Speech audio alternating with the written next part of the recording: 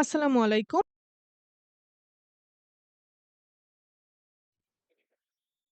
এবং ২০২৮ ব্যাচের শিক্ষার্থীরা তোমাদের সকলকে আজকের ক্লাসে স্বাগতম। আজকে আমরা পড়ব এসএসসি পদার্থবিজ্ঞান বইয়ের প্রথম চ্যাপ্টার ভৌত রাশি এবং তাদের পরিমাপ লেকচার 9 আপেক্ষিক ত্রুটি নির্ণয় সম্পর্কিত গাণিতিক সমস্যা। গত ক্লাসেও আমরা আপেক্ষিক ত্রুটি নির্ণয় সম্পর্কিত গাণিতিক সমস্যা সমাধান করেছিলাম। আশা করি গত ক্লাসটি তোমরা ভালোভাবে বুঝতে পেরেছো। তাহলে চলো শুরু করা যাক আজকের লেকচারটি।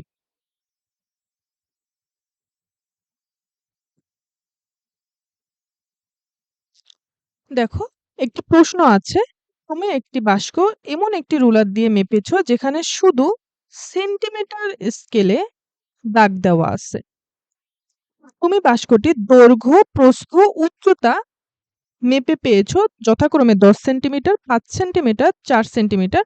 তোমার মাপে কত শতাংশ ত্রুটি আছে? অর্থাৎ তুমি যে এই সেন্টিমিটার স্কেলে দাগ কাটা একটি স্কেল দিয়ে তুমি যে দৈর্ঘ্য, প্রস্থ এবং উচ্চতা মাপলে, এই মাপার মধ্যে তোমার কত শতাংশ ত্রুটি আছে এটা বের করতে বলা হয়েছে। তাহলে শুরুতেই আমরা পরিমাপের ত্রুটি বা চূড়ান্ত ত্রুটি বের করব। তাহলে চলো পরিমাপের ত্রুটি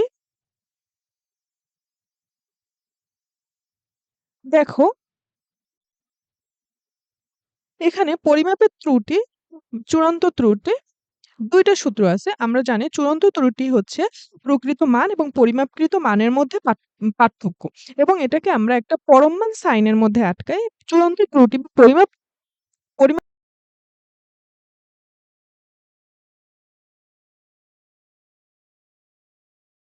স্কেলের ক্ষুদ্র এক ঘরের মান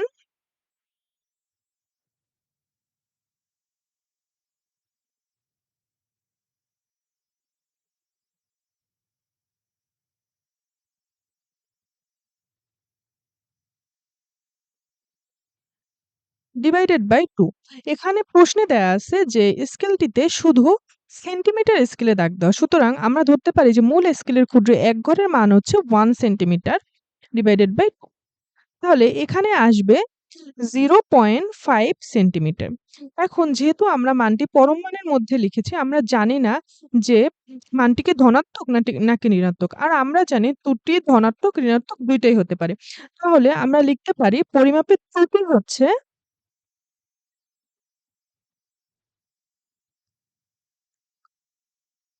পরিমাপের ত্রুটি 0.± সেন্টিমিটার। অর্থাৎ এটাকে আমরা প্লাস মাইনাস ২ টা সাইন দিয়ে ধরে নেব। প্লাস দ্বারা বোঝাচ্ছে বা নেগেটিভ, প্লাস দ্বারা বোঝাচ্ছে পজিটিভ ত্রুটি এবং মাইনাস সাইন দ্বারা বোঝাচ্ছে নেগেটিভ ত্রুটি। এই প্লাস 0.5 সেন্টিমিটার হচ্ছে ত্রুটির সর্বোচ্চ সীমা এবং মাইনাস 0.5 সেন্টিমিটার হচ্ছে ত্রুটির সর্বনিম্ন সীমা। তাহলে আমরা যেহেতু এই ত্রুটি দৈর্ঘ্য, প্রস্থ, উচ্চতা প্রতিটির মধ্যে এই ত্রুটি বিদ্যমান, তাহলে আমরা লিখতে পারি দৈর্ঘ্য হচ্ছে, সম্ভাব্য দৈর্ঘ্য হচ্ছে আমাদের 10 ± 0.5 সেন্টিমিটার। অর্থাৎ দৈর্ঘ্য পরিমাপে আমাদের দৈর্ঘ্যটা সম্ভাব্য,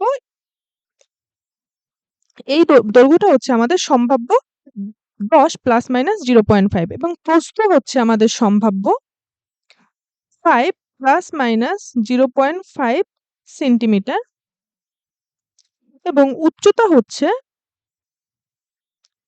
4 ± 0.5 সেন্টিমিটার। এখন যেহেতু আমাদের ত্রুটির সর্বনিম্ন সীমা হচ্ছে -0.5 সেন্টিমিটার এবং সর্বোচ্চ সীমা হচ্ছে +0.5 সেন্টিমিটার, তাহলে যদি আমাদের সম্ভাব্য সর্বোচ্চ আয়তন বের করতে হয়, সম্ভাব্য সর্বোচ্চ আয়তন, আমরা জানি আয়তন নির্ণয়ের সূত্র হচ্ছে দৈর্ঘ্য ইনটু প্রস্থ ইনটু উচ্চতা। তাহলে আমরা যদি সম্ভাব্য সর্বোচ্চ আয়তন বের করতে চাই, তাহলে আমাদের সম্ভাব্য সর্বোচ্চ দৈর্ঘ্য, সম্ভাব্য সর্বোচ্চ প্রস্থ এবং সম্ভাব্য সর্বোচ্চ উচ্চতার গুণফল নিতে হবে। তাহলে সম্ভাব্য সর্বোচ্চ দৈর্ঘ্য হবে, এই যে দৈর্ঘ্য দেয়া আছে 10 সেন্টিমিটার, এর সাথে আমাদের যে ত্রুটি আছে 0.5 সেন্টিমিটার, এটা যোগ করতে হবে। তাহলে এটাই হচ্ছে আমার সম্ভাব্য সর্বোচ্চ দৈর্ঘ্য। আবার সম্ভাব্য সর্বোচ্চ প্রস্থ কি হবে?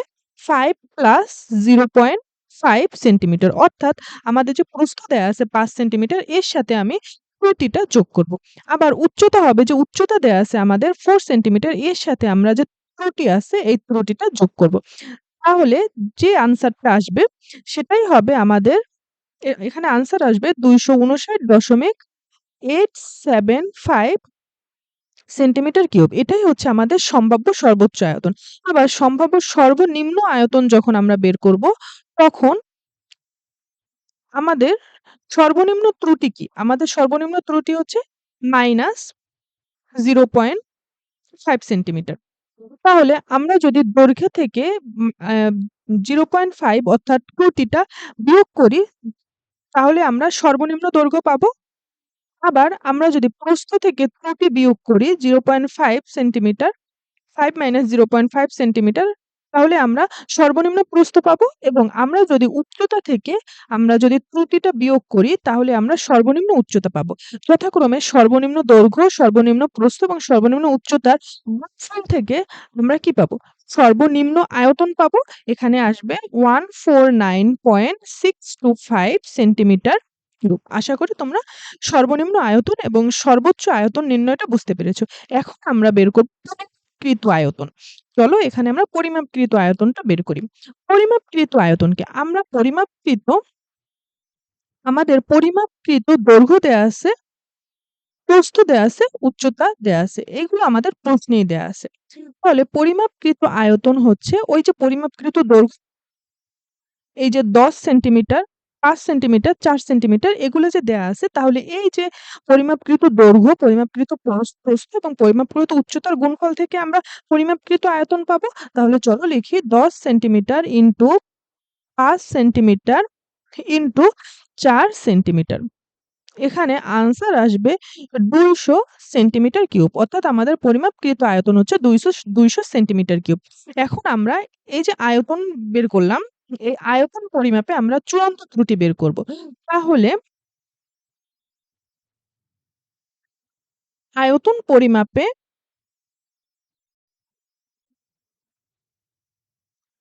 সর্বোচ্চ চূড়ান্ত ত্রুটি হবে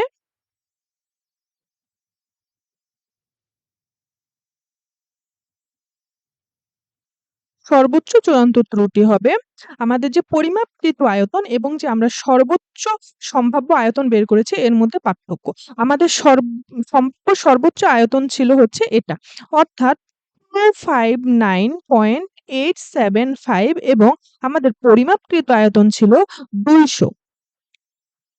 এই দুইটার পার্থক্য হচ্ছে 59.875 সেন্টিমিটার কিউব। আবার আমরা যদি সর্বনিম্ন চূড়ান্ত ত্রুটি বের করি, সর্বনিম্ন চূড়ান্ত ত্রুটি, তাহলে আমরা যে পরিমাপকৃত আয়তনটা পেলাম এবং আমরা যে সম্ভাব্য সর্বনিম্ন আয়তন পেলাম, এই যে ২৪৯.625 এই দুইটার পার্থক্যই হচ্ছে সর্বনিম্ন চূড়ান্ত ত্রুটি। তাহলে আমাদের পরিমাপকৃত আয়তন হচ্ছে ২০০ মাইনাস আমাদের সম্ভাব্য সর্বনিম্ন আয়তন হচ্ছে 149.625। এদের পার্থক্য হচ্ছে 50.375 সেন্টিমিটার কিউব। আচ্ছা, এখন আমরা আপেক্ষিক ত্রুটি বের করব। আয়তন পরিমাপে আমাদের আপেক্ষিক ত্রুটি বের করব। আয়তন পরিমাপে আপেক্ষিক ত্রুটি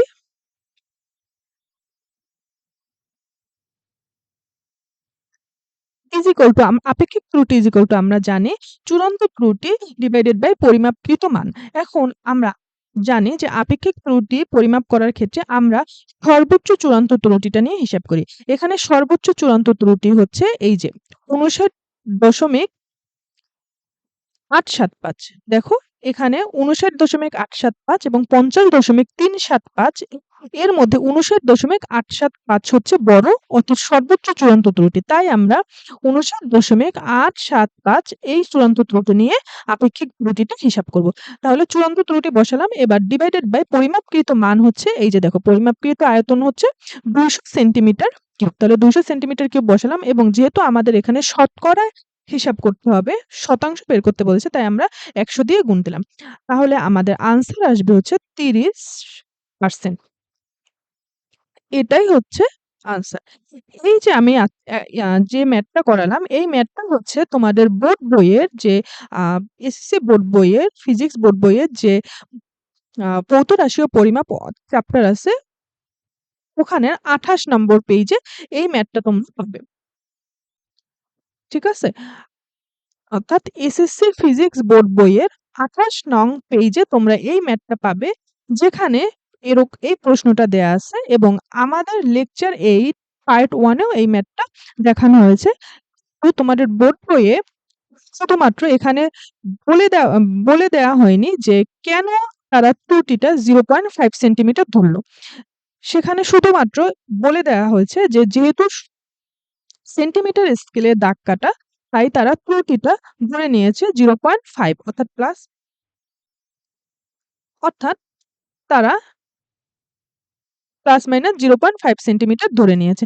কিন্তু কেন তারা প্লাস মাইনাস 0.5 সেন্টিমিটার ধরলো ত্রুটি, সেটা তারা ব্যাখ্যা দেয়নি। আশা করি তোমরা এখন বুঝতে পেরেছ যে এভাবে করে আমরা ত্রুটি প্লাস মাইনাস 0.5 সেন্টিমিটার বের করেছি।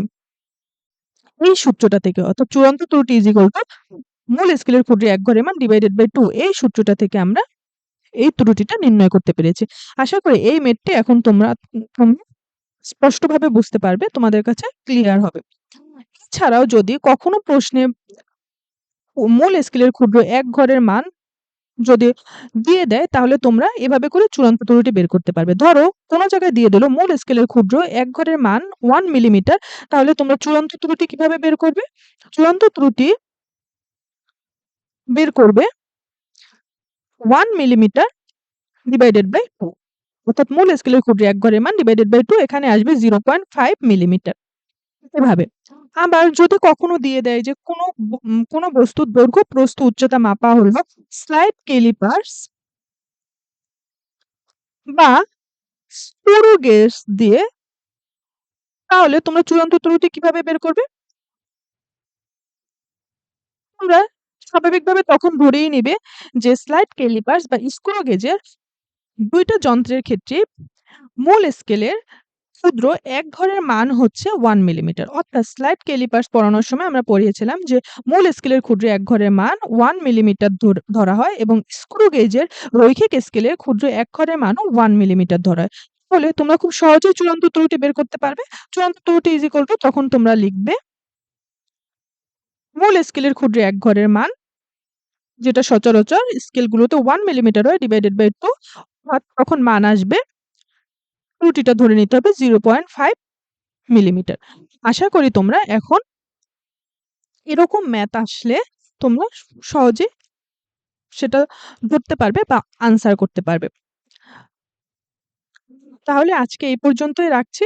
দেখা হচ্ছে নতুন কোনো ভিডিওতে নতুন কোনো টপিক নিয়ে। আর হ্যাঁ, তোমাদের জন্য একটু ছোট্ট রিমাইন্ডার। তোমাদের সকলের সুবিধার্থে এই চ্যাপ্টারের প্রতিটি লেকচার প্লেলিস্ট আকারে আমাদের ইউটিউব চ্যানেলে আপলোড করা থাকবে। যাতে কোনো ক্লাস মিস হয়ে গেলেও তোমরা সেই লেকচারটি খুব সহজেই দেখে নিতে পারো। সবাই ভালো থাকবে, সুস্থ থাকবে। আল্লাহ হাফেজ।